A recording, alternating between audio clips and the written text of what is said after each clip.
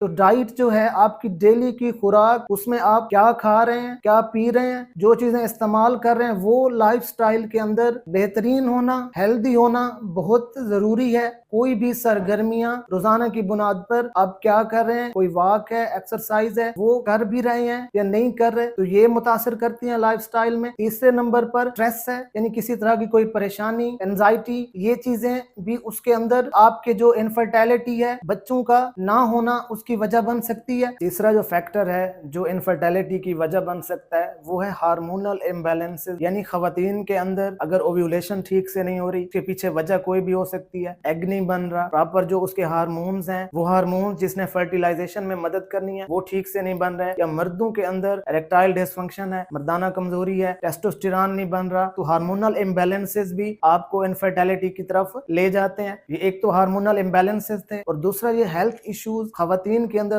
PCOS ہوتا ہے، پولیسسٹک ovarian syndrome ہے، اور یہ لو سپرم کاؤنٹ یعنی مردانہ جنسی مواد کمی بھی آپ کو انفرٹیلٹی کی طرف لے جاتی ہے۔ یعنی دونوں جو پارٹنر ہیں، مرد عورت میاں بیوی، دونوں کے اندر کوئی مسائل وہ بھی اس طرف لے جاتے ہیں۔